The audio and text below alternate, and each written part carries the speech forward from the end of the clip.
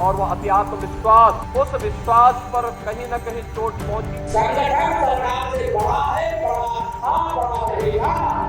तमाम विधायक लोग जाते हैं पंचम तल पर और अफसर अपना पैर छुआते हैं। आज जो स्थिति है बहुत ही स्थिति खराब है। हमारी सरकार बनने की स्थिति आज की डेट में नहीं दिखाई पड़ रही है। मेरे 42 वर्ष के राजनीतिक जीवन में तहसील और थाने का ऐसा भ्रष्टाचार न सोच सकते थे, न देख सकते थे, वो अकल्पनीय। ढेर सारे अधिकारी ऐसे हैं कि अंदर से हाथी साइकिल पंजा है, ऊपर से कमल ओढ़कर कुर्सी बैठे हैं। जब उनको मौका मिलता है तो डसने का कोशिश। इन बयानों के वाक्य विन्यास भले वे अंतर में हो, लेकिन इनके मायने कुछ कुछ एक जैसे हैं। कोई कह रहा आत्मविश्वास में हारे, तो सवाल है किसके आत्मविश्वास से हारे। कोई कह रहा है सरकार संगठन से बड़ा नहीं होता, तो कौन सी सरकार है जो संगठन से बड़ी हो गई है? कहाँ की है, किस प्रदेश की है, किस राज्य की है, क्या फिर देश की है? कोई कह रहा है कि अधिकारी काम नहीं कर रहे हैं, कोई कह रहा है कार्यकर्ताओं का सम्मान नहीं हो रहा है। तो कहाँ के कार्यकर्ताओं का सम्मान नहीं हो रहा है, किन कार्यकर्ताओं की नहीं सुनी जा रही, ये सारे सवालों पर मंथन चल रहा है। हाल ही में हुए लोकसभा चुनाव में उत्तर प्रदेश में जो भारतीय जनता पार्टी की सीटें कम हुई, उसके कारण बताए जा रहे हैं। कोई कार्यकर्ताओं के आत्मविश्वास पर ठीकरा फोड़ रहा है, कोई संगठन, कोई सरकार के बीच की लकीर खींच दे रहा है।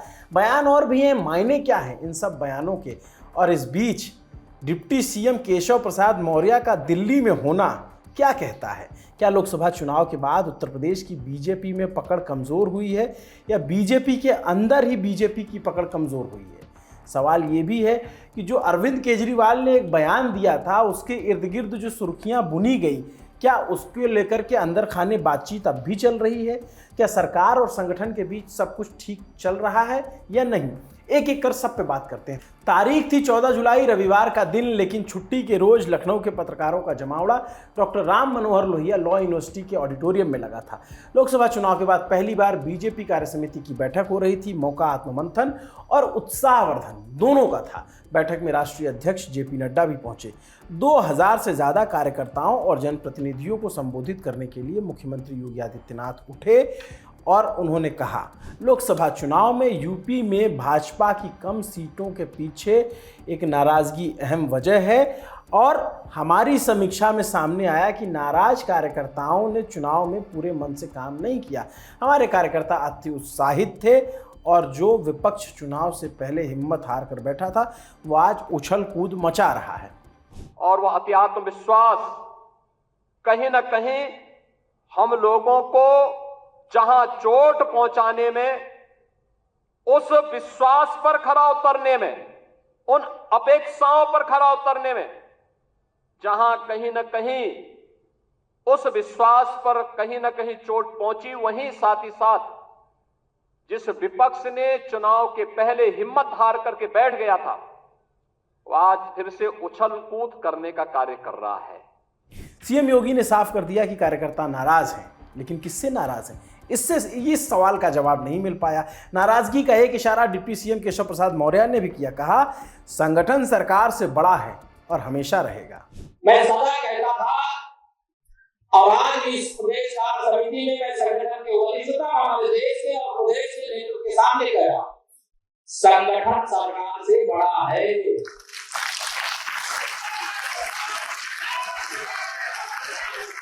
संगठन से बड़ा कोई नहीं होता है।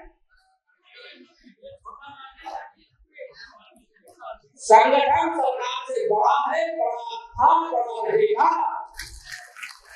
फिर वही सवाल, कौन सा संगठन और कौन सी सरकार, कौन बड़ा कौन छोटा, ये सवाल अभी टटोला जाना बाकी है। डिप्टी सीएम के इस बयान के बाद कयास लगने लगी कि क्या सरकार और संगठन के बीच सब कुछ ठीक नहीं चल रहा? क्या सरकार संगठन की नहीं सुन रही? क्या संगठन के लोगों की अधिकारी नहीं सुन रहे? इस कयास को मजबूती जौनपुर के बदलापुर सीट से बीजेपी के विधायक रमेश मिश्रा के एक बयान ने दी।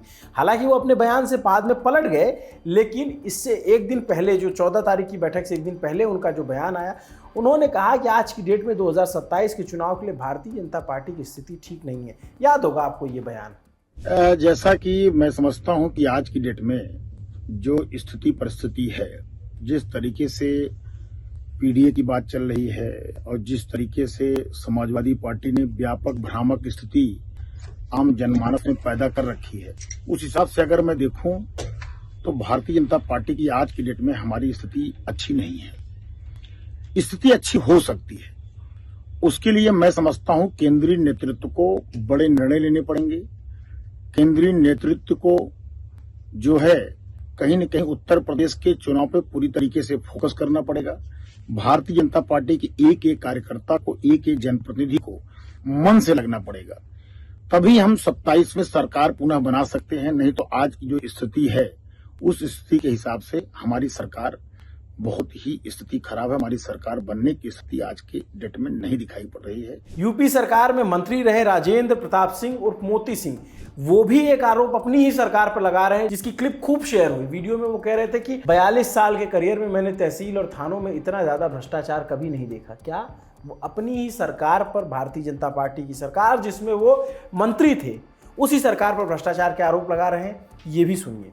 हमें ये कहने में संकोच भी नहीं, मेरे 42 वर्ष के राजनीतिक जीवन में तहसील और थाने का ऐसा भ्रष्टाचार न सोच सकते थे, न देख सकते थे, वो अकल्पनीय है।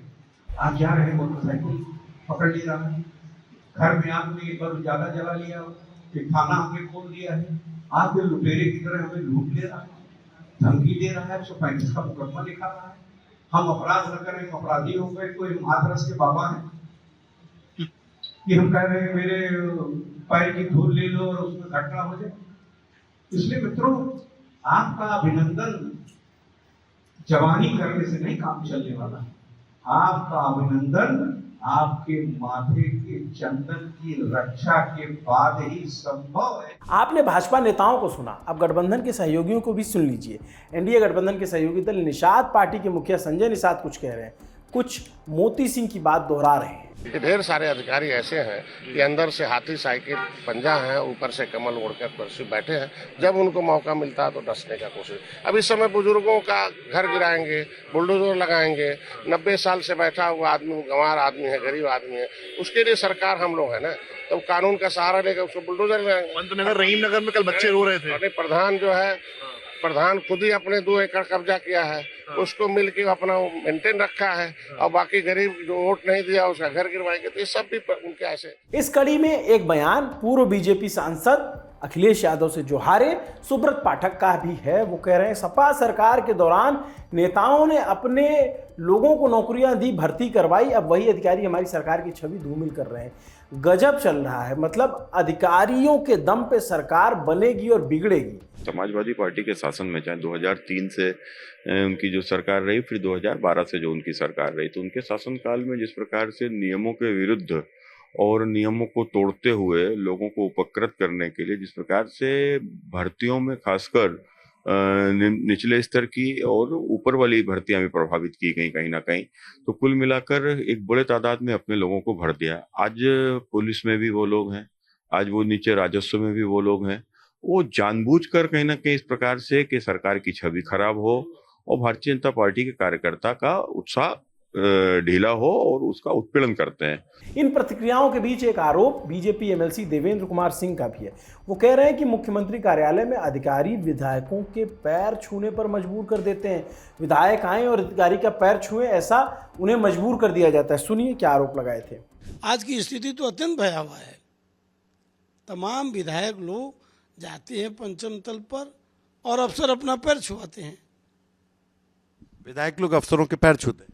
विधायक लोग नहीं छूते हैं, अफसर ही उनसे छुआते हैं। अफसर कहते हैं मेरे पैर छू। अरे भाई, अफसर विवश कर देते हैं। विधायिका की कुछ घर में नहीं, संवैधानिक व्यवस्था है कि नौकरशाही को राजनीतिक नेतृत्व के अधीन काम करना है। समझ गए? राजनीतिक नेतृत्व के फैसले को कानूनी जामा पहनाना नौकरशाहों का दायित्व है, लेकिन नौकरशाह मालिक बन बैठे। इन बयानों के बाद एक सवाल है कि क्या उत्तर प्रदेश की सरकार, बीजेपी सरकार में सब कुछ ठीक है?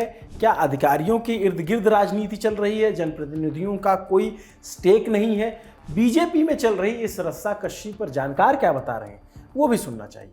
देखिए, इसका एक कह सकते हैं एक उदाहरण आज ही आपको दिखाई देगा।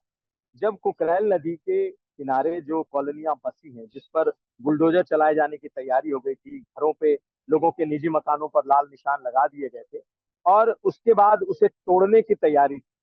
लेकिन आज जब माहौल ये बहुत बड़ा बन गया, लोगों ने इस पूरे मुद्दे को नेशनल मीडिया में लेकर के आए और लोगों के रोते बिलखती तस्वीरें आई।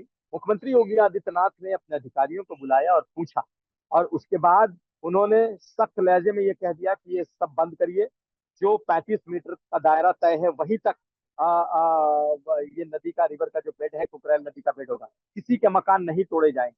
और उसके बाद लोग खुशी खुशी चले गए और उन्होंने कहा कि जिन अधिकारियों ने ये कार्रवाई की है उनके खिलाफ कार्रवाई की जाएगी।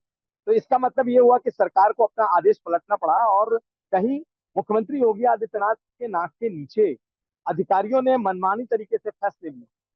जबकि अगर आप देखें तो संगठन के लोग लगातार ये बातें कह रहे हैं कि मुख्यमंत्री को मालूम भी नहीं होता और थानों से लेकर तहसील तक उनकी बातें नहीं सुनी जाती, उनके जेन्युइन काम नहीं होते, किसी की मदद नहीं होती।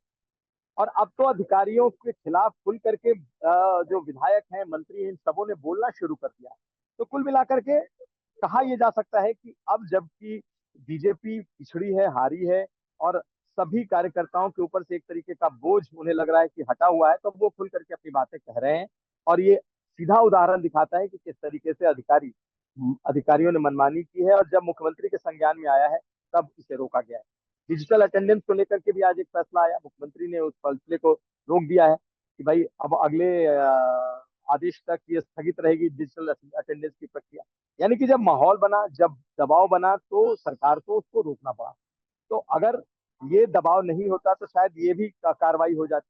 और अगर आप देखेंगे तो कुकरेल के पास जो कुछ दिन पहले बुलडोजर चले हैं, उसमें बहुत सारे लोगों के घर टूटे हैं, धार्मिक स्थल टूटे हैं। तो ये कहा जा सकता है कि जो जनप्रतिनिधि है वो सबसे ज्यादा आम लोगों के निशाने पर है कि अगर उसके काम नहीं हो रहे और वो अधिकारियों के पास जाता है तो उसके काम नहीं होते, नहीं हुए हैं और इसका खामियाजा बीजेपी को उठाना पड़ा है। ये सवाल इस वक्त इसलिए अहम है क्योंकि जल्द ही यूपी विधानसभा के लिए उपचुनाव होने वाले हैं। कितनी? 10 सीटों पर। कौन सी 10 सीट? जहां पर सांसद बन गए विधायक, उन 10 सीटों पर। कौन सी वो 10 सीटें हैं? किसकी पिछले पार कितनी सीटें किसके पास थी? तो पहली सीट है मैनपुरी की करहल सीट। इस सीट से अखिलेश यादव विधायक थे। अखिलेश अभी कन्नौज से सांसद हो गए हैं। फैजाबाद की मिल्कीपुर विधानसभा, इस विधानसभा से समाजवादी पार्टी के अवधेश प्रसाद विधायक थे, अब वो सांसद हो गए हैं, बहुचर्चित सांसद हैं। अंबेडकर नगर की कटेहरी विधानसभा सीट, यहाँ से समाजवादी पार्टी के लालजी वर्मा विधायक थे, वो जीत करके अंबेडकर नगर से लोकसभा सांसद हो गए। मुरादाबाद की कुंदर की विधानसभा से जियाउर रहमान बर्क विधायक थे, अब वो संभल से सांसद हो गए हैं। अलीगढ़ की खैर विधानसभा सीट, इस सीट से बीजेपी के अनूप सिंह उर्फ अनूप प्रधान वाल्मीकि विधायक थे, अब हाथरस से वो सांसद हो गए हैं। गाजियाबाद सदर की विधानसभा, इस सीट से बीजेपी के अतुल गर्ग विधायक थे, गाजियाबाद लोकसभा से सांसद हैं। प्रयागराज की फूलपुर विधानसभा, इस सीट से बीजेपी के प्रवीण कुमार विधायक थे, वो फूलपुर के लोकसभा सांसद हैं। बिजनौर की मीरापुर विधानसभा, इस सीट से आरएलडी के चंदन चौहान विधायक थे, अब बिजनौर से सांसद हो गए हैं। जो 9वीं सीट है वो मिर्जापुर की मझवा विधानसभा है, यहाँ से निषाद पार्टी के विनोद कुमार बिंद विधायक थे, अब भदोही से लोकसभा सांसद हो गए हैं। अब जो है उत्तर प्रदेश की ये 9 विधानसभा हुई जिस पे उपचुनाव हुआ, इसमें से 4 समाजवादी पार्टी की है, 3 एनडीए की, यानी 5 एनडीए की, माफ कीजिएगा, 3 बीजेपी की, 1 आरएलडी की, 1 निषाद पार्टी की। एक सीट और है कानपुर की सीसामऊ विधानसभा, वहां पे भी उपचुनाव होगा क्योंकि वहां से समाजवादी पार्टी के विधायक इरफान सोलंकी को सजा हो गई है और 2 साल से ज़्यादा सजा होने पे विधायक की सदस्यता चली जाती है। एक तरफ तो यूपी में उपचुनाव होना है और इन सीटों पर आप देखेंगे तो 5 सीटें समाजवादी पार्टी के खाते में और 5 ही सीटें बीजेपी के खाते में है। और चुनौती बीजेपी के सामने है कि वो अपनी सीटें रिटेन करे, ना सिर्फ रिटेन करे बल्कि अपनी सीटें बढ़ा ले क्योंकि उनकी राज्य में सरकार है। और दूसरी तरफ समाजवादी पार्टी है जो अपनी सीटें, 5 सीटें हैं, उस पर अपना दावा और मजबूत कर रही है और ये कह रही है कि हम बाकी सीटों पर भी जीत सकते हैं, ऐसा उनका दावा है। बीजेपी भी सभी सीटें जीतने का दावा कर रही है, लेकिन लोकसभा चुनाव में सीटें गंवाने के बाद भाजपा के बयानों में असहज सी स्थिति है। सपा मैदान से बाहर बैठकर पूरे खेल का आनंद ले रही है, बसपा अपनी भूमिका अभी तय करने में जुटी हुई है। इसके अलावा जो बाकी क्षेत्रीय दल हैं वो वेट एंड वॉच की स्थिति में हैं। कुल मिला के यूपी की सियासत रोमांचक मोड़ पर है। रजत ने आपके लिए स्टोरी लिखी थी। नमस्ते, मेरा नाम अभिनव पांडे है। देखते रहिए दी ललन टॉप। शुक्रिया।